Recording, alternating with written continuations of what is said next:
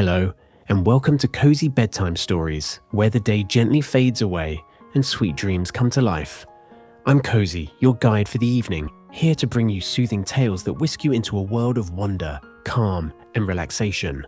Whether you're winding down after a busy day, helping little ones drift off to sleep, or simply looking for a peaceful escape, you've come to the right place. So, snuggle under the covers, take a deep breath, and let the magic of storytelling carry you to a cozy, dreamy place. Tonight's journey begins Slow Burn by Miranda Scotti. Steam rising from the kettle, sunlight seeping in through the crack of my floral shades, my mint green tea timer resting on the kitchen counter, an empty bottle sitting next to it, the crisscross pattern on my grey wool socks. 5 things I can see. Standing in the kitchen, bleary-eyed and groggy, I brush a pile of curls off my forehead, rest my elbow against the cold Formica counter, rub the soft flannel of my pajama shirt, and finally tap my foot against the terrazzo. That's 4 things I can touch. Adrian pads his way into the kitchen behind me, gentle steps across the floor. The low rumble of the water whistles to a boil. Then the clink of 2 glasses being placed in the sink sends my body and brain into a slow simmer of its own. 3 things I can hear. He stands beside me as he reaches over my head and pulls down 2 mugs from my creaky wooden cabinet. I don't turn my head to look at him. I'm still trying to ground myself from the anxiety spiral I'm in after last night, but I don't need to search far for 2 things I can smell. His earthy wood smoke and winter mint scent surrounds me as he places the mugs on the counter. He crosses the room toward the cupboard, presumably to retrieve my tea box. "What number are you on?" he asks. The fact that he knows me well enough to know I'm in coping mechanism mode brings me down another notch. There's still one of my senses left to find.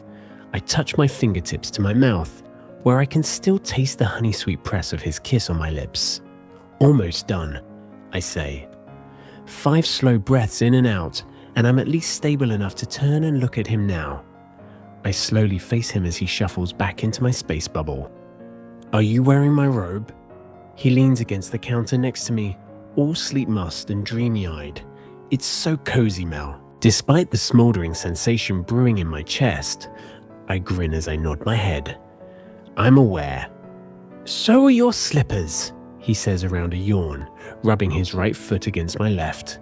I glance down at my pale pink slippers covered in tiny strawberries. "I thought those looked familiar," I say. He dangles a tea bag in front of my nose, and I reach up to take it from him. I always smell my tea before settling it in my cup.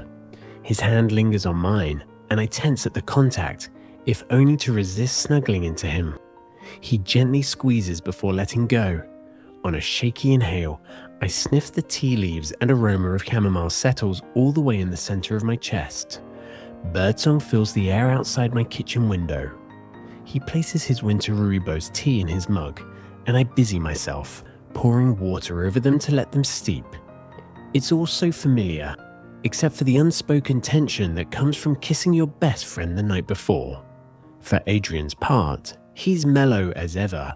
The picture of contentment, standing here in my kitchen, wearing my robe and drinking my tea and unknowingly holding my heart in his hand. "So, are we going to talk about last night?" he asks. "Nope," I say far too quickly. I stare at the steam drifting up and away from my mug and reach for my tea timer, setting it for 7 minutes. He gently bumps his arm against my shoulder. "Simon Mel." I shiver at the contact, feeling off balance. I don't think I could do my grounding exercises right now, even if I wanted to. My senses are all officially overwhelmed by Adrian, boiled down to one confusing nameless emotion. "Hey, you're cold," he says, already untying the belt of my robe and pulling it off his broad shoulders that I'm constantly trying not to notice. I'm not that cold, but I don't stop him from slipping the cotton snugly around me and tying the belt into a tiny bow at my waist. This is the effect Adrian has always had on me. All 10 years of our friendship have been a fever dream of yearning for moments like this, then freezing when they happen, because I know that for him, it's all just fun. I've existed as his best friend all this time. I've existed as his best friend all this time, and it was manageable for me when I didn't know for sure what it was like to be fully engulfed by him like last night. Better, he asks. Better isn't the word I'd use. It's borderline unbearable to feel so much at once like this. I mumble, steeping my tea bag just so I have something to do with my hands. He's facing me now, my gaze set on my woolen socks pressed up against the edges of the slippers he's wearing. They must be at least 2 sizes too small on him. He tips my face up. Why can't we talk about it? Why not? Because I've only dared to long for this to happen for years, and now that it has, I don't know what to do. Somewhere between the two of us getting back to my place after his sister's wedding last night, to splitting the last of the cider left in my fridge while sitting on my couch, laughing about how his impromptu joke was a flop during his speech, my punch-drunk brain decided one kiss would finally set me free from this constant ache to be closer to him. Except once he pulled me into his lap and our lips pressed together, all I wanted was more. It took everything in me to stop it from going further once my brain caught up with my heart, because that was part of the deal. Remember? I was your fake date to the wedding. We were pretending for one night. Now it's a new day. All night, we joked about fake dating in glass slippers and his electric car turning into a pumpkin. When he pulled me close on the couch, I was giddy. We're still on a fake date until midnight, I'd said. In a whisper, he told me he'd wanted to kiss me all night. So there's nothing to talk about, not even how you panicked and left me on your couch after we kissed, he says, bringing me back to the present. At each tick of the tea timer, my brain supplies another reason why I'm terrified to have this conversation. What I'm most afraid to hear him say, it won't change things. It didn't mean anything. We can just go back to being friends. 10 years of avoiding this scenario. And I screw it up in one night. Please, Mel, say something. There's an unsteadiness to his voice that I'm not used to. And when I dare to meet his eyes, they're darker than their usual golden brown. Sweltering. His cheeks are flushed. His hand taps against the counter. There's something almost desperate about him right now. All his usual ease replaced by anxious energy. For all the times he's been by my side through anxiety and panic attacks, he deserves the same. For the first time, I'm struck that I'm not the only one who stands to lose something here. I'm terrified of what he might say, but the kiss was mutual, and it's not fair of me to hold back just to spare my own feelings at the expense of his, whatever they may be. He taps my forehead 3 times, the delicate touch setting me aflame. Please tell me what's brewing up here. Sometimes I think it can't just be me. Like we've been on some sort of simmering precipice almost as long as we've known each other. That might actually be what scares me the most. The idea that it could all change. That in the process of our relationship evolving, it falls apart instead. I need to let him put me out of my misery and figure out how to go back to being just friends and forget what it feels like to have all of me pressed up against all of him on the couch. I intend to say this to him, the part about being friends. I inhale and practice it in my head, then, inexplicably, a different set of words pour out of my mouth entirely. What did you mean in your speech at the wedding? It wasn't what you practiced. For someone who spends so much of her time overthinking, I sure can be impulsive when it comes to Adrian. We'd laughed about it last night, how he went off script from the speech he'd been practicing all week, instead naming all the times he could tell his sister was in love with Quinn before she finally admitted it. Then he tried to finish with a joke, botched it, and just ended the speech with a toast to falling. He scratches at the back of his neck, backing up slightly. This time it's him who is putting space between us. Not impressed with my improv, he says, voice strangled. It's strange to see Adrian, who is usually the rock, faltering under my gaze for once. It makes me feel braver. If you regret the kiss, please just tell me, I say. We can go back to the way things were. Pretend it never happened, whatever you want. His eyes are Earl Grey now, and my heartbeat is in my throat. I don't. My chest splits in half and a tear springs from my eye. Him not wanting to be friends anymore is exactly why I was afraid of this. I understand, I say. I never should have kissed you, knowing I was the only one with feelings. It doesn't have to ruin our friendship. Confusion passes over his features.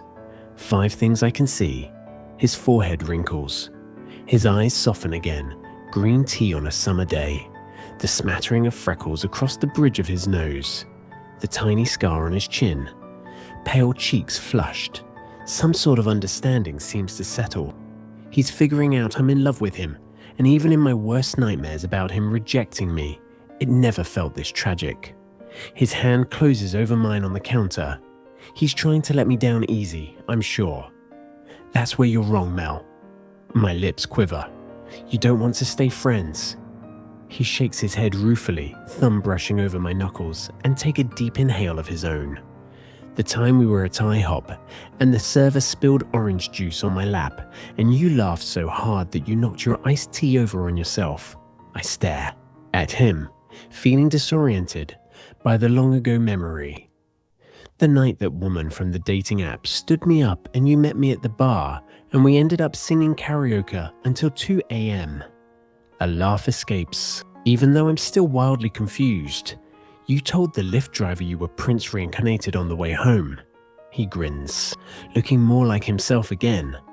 Yesterday, when I picked you up to drive to the ceremony, and the second you saw me, you threw your arms around me and whispered, "Hey there." Fake date into my ear. My skin pricks. Our friendship really is perfect as is.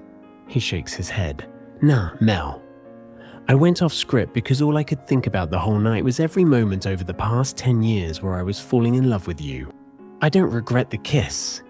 You're not the only one with feelings. Tears are cascading down my cheeks now.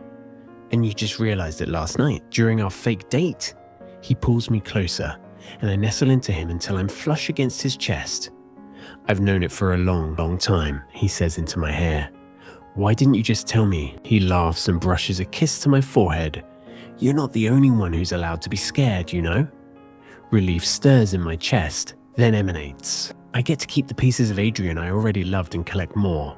It's not over. Happiness pulls to the surface and I'm giddy, I think. Well, I've been in love with you longer. The whole time, he grins. Your competitive streak is on my list. I'm stunned, but not stunned. But not stunned. But not stunned. The fear that he might feel the same way was always overshadowed by the fear he wouldn't. Did you know I felt the same?